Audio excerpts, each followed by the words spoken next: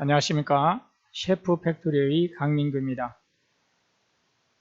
한식 조리 기능사 필기시험의 마지막 코스로 한식 조리 실무 핵심 문제를 들어가도록 하겠습니다. 문제 1번부터 시작하겠습니다. 다음 중 섣달 금음날의 절기 식사가 뭐냐라고 물어봤네요. 이거는 골동반이 되겠습니다. 골동반이 뭐죠? 비빔밥이죠. 12월에 해당하는 절기 음식이다 라고 말씀드릴 수 있겠고요. 육개장은 7월에 삼복더위, 우리가 영양탕이라든지 이런 것도 넓게 보면 육개장 안에 포함시킬 수 있겠죠. 편수는 6월 유두, 무시루떡은 10월 상달에 해당하는 절기 음식이 되겠습니다. 2번 문제로 들어가겠습니다. 다음 중 반상 차림의 기본식에 들지 않는 것이 뭐냐 라고 물어봤네요. 반상 차림이 뭐죠? 반상. 이 반상이라 하면 밥을 주식으로 하는 정식 상차림. 그러니까 우리나라 전통 음식 중에 한식 중 정식에 관련된 상차림을 반상이라고 얘기를 한다. 이렇게 볼 수 있겠습니다. 여기에 기본식에 들지 않는 것은 일단 답은 회가 되는데요. 기본식이라고 하면 밥, 국류, 그러니까 탕을 포함한 거죠. 김치류, 그리고 이제 종지류를 간장, 초간장, 초고추장 이런 걸 얘기하는 거죠. 그리고 조치류, 찜, 찌개, 전골 이런 걸 얘기하는 거죠. 이렇게 분류되는 것을 우리가 기본식이다 이렇게 얘기를 하고요. 기본식을 제외한 반찬 가지수로 몇 첩이냐 이거를 이제 3개 되는 거죠. 3번 문제로 넘어가겠습니다. 다음 중 파, 오이, 당근과 같이 길쭉한 재료를 단면적을 크게 하기 위해서 비스듬히 자르는 방법이 뭐냐 라고 물어봤네요. 이것은 어슷썰기가 되겠습니다. 나박썰기는 뭐죠? 네모나게 얇게. 얄팍썰기는 나박썰기도 사실은 얄팍썰기 중에 들어갈 수 있어요. 그러나 얄팍썰기는 이제 모양새하고는 관계없이 특히 더 얇게 저미는 수준. 통썰기는 이렇게 긴 축과 수직으로 잘라내는 거죠. 그래서 단면적이 가장 작게 되는 구조. 4번 문제로 들어가겠습니다.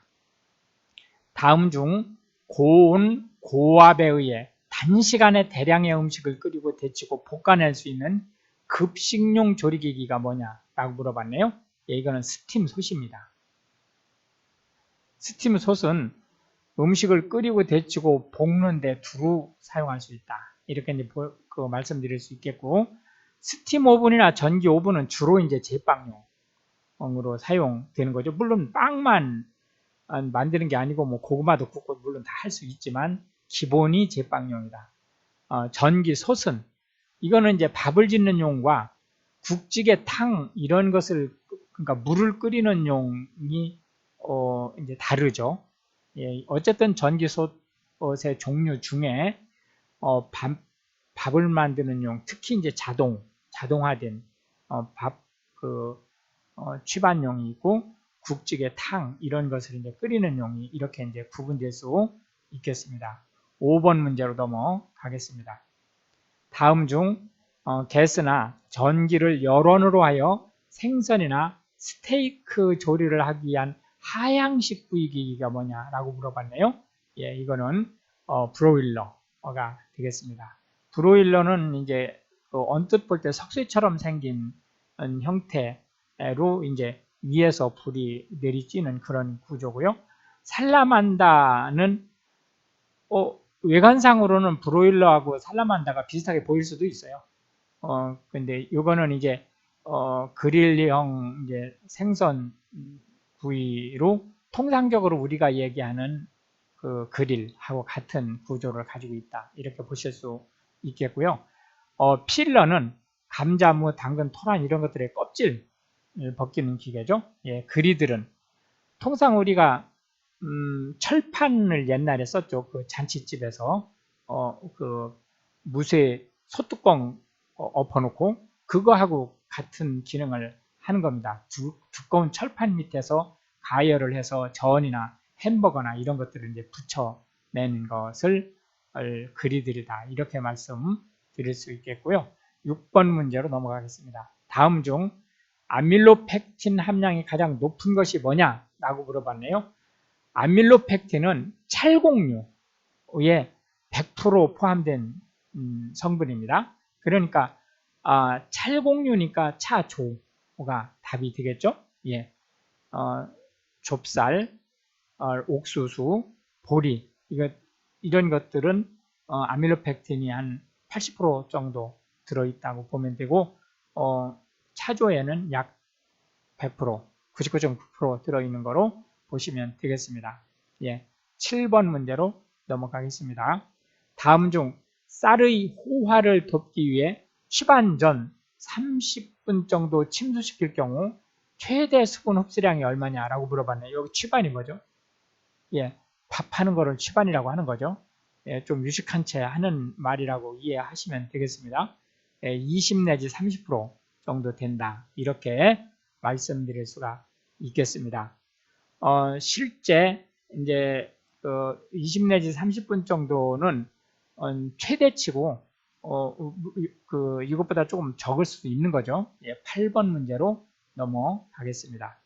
다음 중 밥짓기에 대한 설명으로 옳은 것이 뭐냐라고 물어봤네요. 햅쌀을 기준으로 쌀 중량의 2.5배 정도의 물을 잡는다. 틀린 말이죠.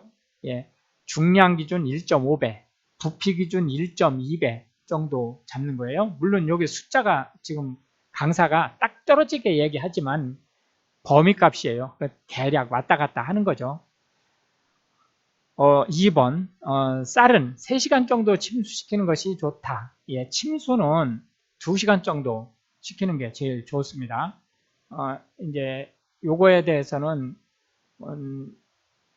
이제 그 자료마다 조금씩 그 차이가 있을 수 있어요. 그렇기 때문에 한 번 더 강조해서 말씀드리면 2시간 정도 침수시키는 게 제일 좋은데 여름철에는 한 30분 정도 침수시켜도 상관이 없고요. 만약에 겨울철에 조금 급하다 그러면은 미지근한 물로 30분 정도 침수시키면 됩니다. 그 다음에 이제 3번 햅쌀은 묵은 쌀에 비해 물을 적게 잡는 게 맞는 말이죠. 예. 쌀은 80 내지 85도에서 호화가 시작된다. 이게 아니고 65 내지 67도에서 호화가 시작된다. 이렇게 말씀드릴 수 있겠습니다. 9번 문제로 넘어가겠습니다.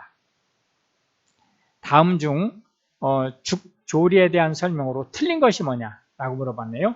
불의 세기는 중간으로 해서 서서히 오래 끓인다. 맞는 말이죠. 주재료인 곡물은 미리 물에 충분히 담가둔다. 이 맞는 말이에요. 간은 곡물이 완전히 호화되어 부드럽게 퍼진 후에 하는 게 맞는 말이죠. 죽을 쓰는 동안 너무 자주 젓지 않도록 하지. 이건 맞는 말이에요. 여기까지는 맞는 말인데 금속 주걱을 사용한다는 말 때문에 이게 틀린 말이에요. 나무 주걱을 사용해야 된다. 10번 문제로 넘어가겠습니다. 다음 중 가열에 의한 육류의 변화로 틀린 것이 뭐냐라고 물어봤네요. 고기의 보수성이 줄어들죠. 연한 정도가 감소해 조금 질겨지죠. 옥시 미오글로빈이 산소를 잃어 색이 약간 어두컴컴하게 변하죠. 맞는 말이에요. 젤라틴이 콜라겐으로 변한다. 거꾸로예요. 콜라겐이 젤라틴으로 변하는 겁니다. 단백질의 영양가가 손실되죠. 예, 특히 습열 조리를 했을 때 더 심해져. 예, 11번 문제로 들어가겠습니다.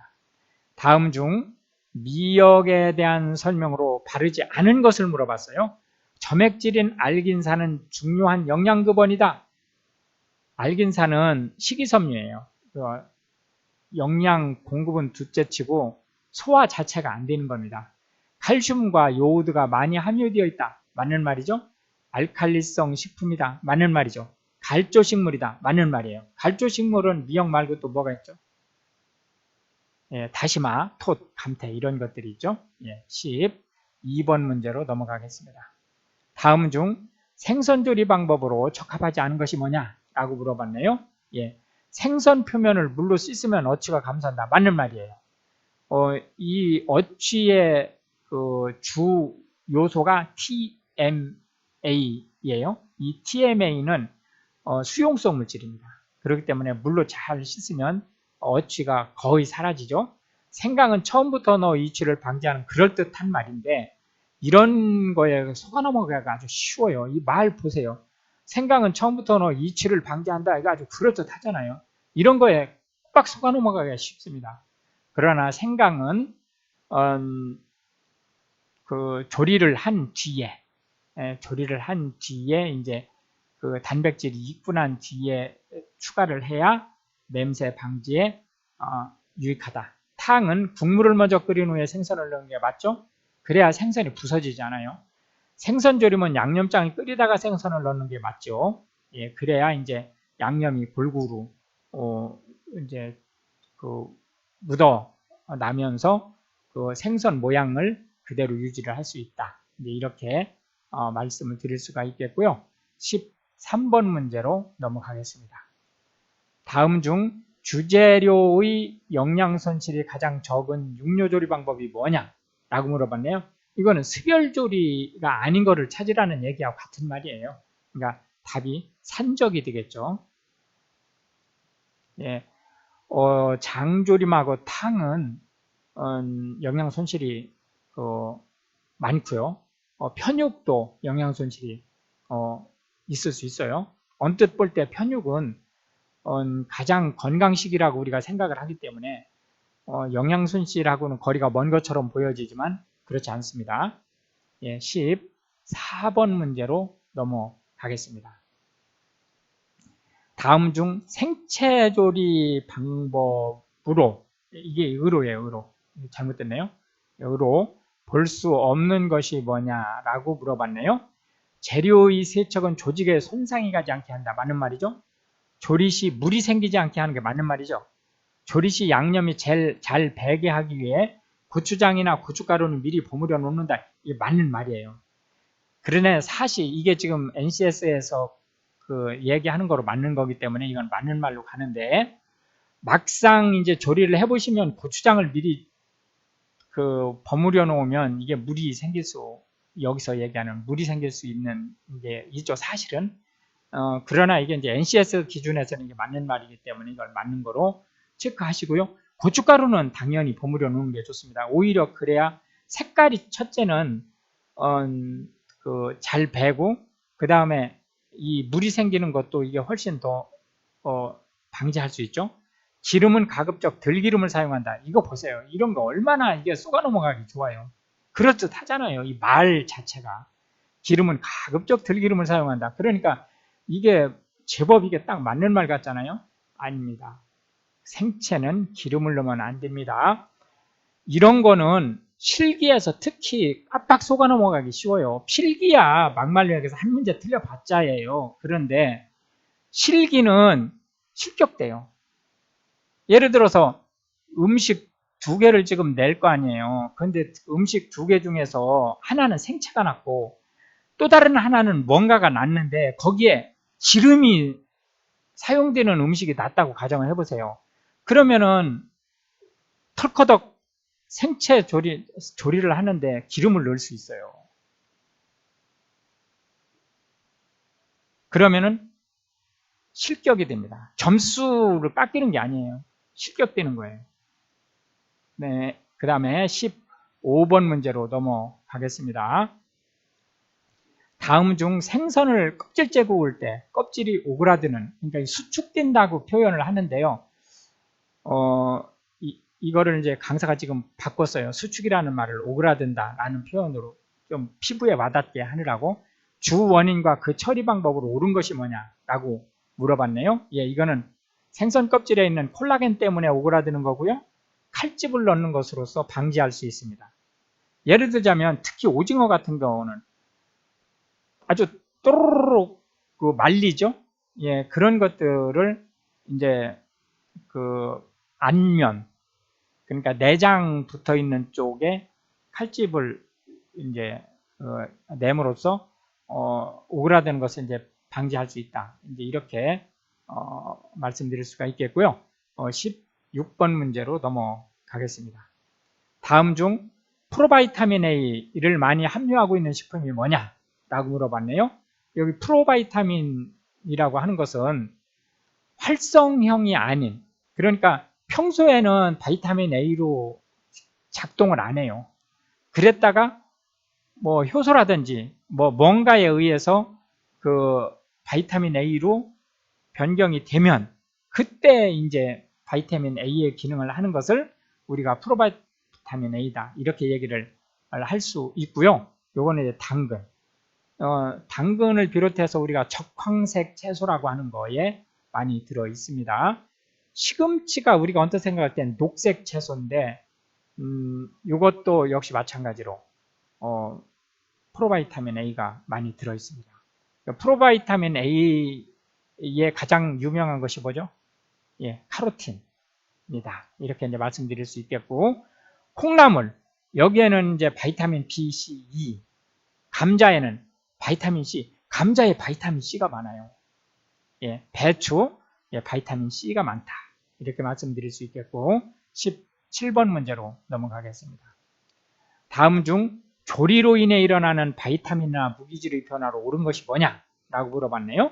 예, 과일을 깎을 때 쇠칼을 사용하는 것이 꾸미기도, 이게 이렇게 오타가 많죠. 예, 꾸미기도 외관을 좋게 하고 영양 보존에도 좋다. 아, 이거 말도 안 되는 소리죠? 예, 금속 성분하고 만나면 갈변이 심해지죠. 당근은 지질과 함께 섭취하는 것이 좋다. 예, 맞는 말이에요. 왜 그렇죠?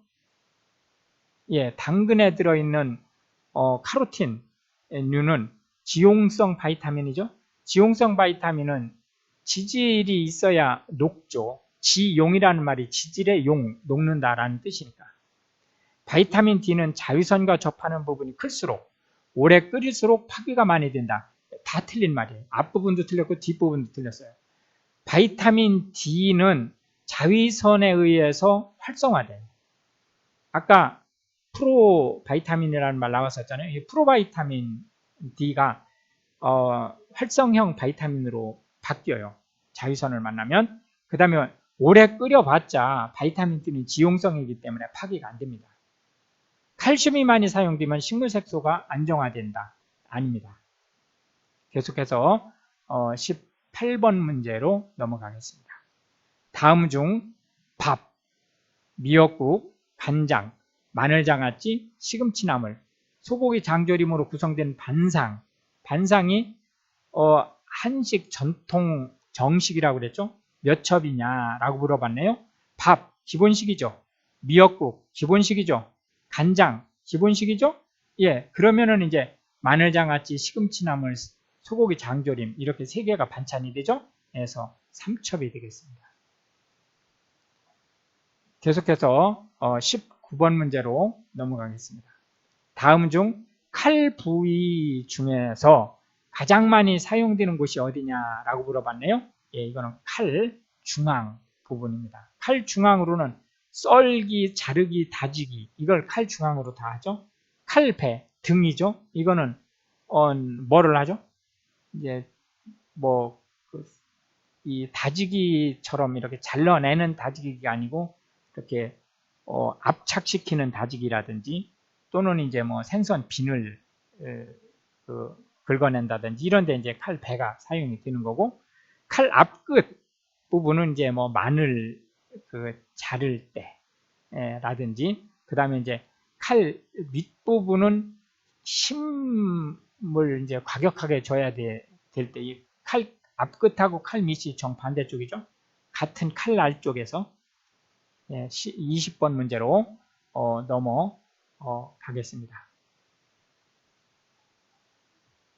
다음 중 맛있게 느끼는 식품의 온도가 가장 높은 것이 뭐냐? 라고 물어봤네요. 예, 답은 전골이 되겠고요. 전골은 95도에서 가장 맛이 좋다고 느껴요.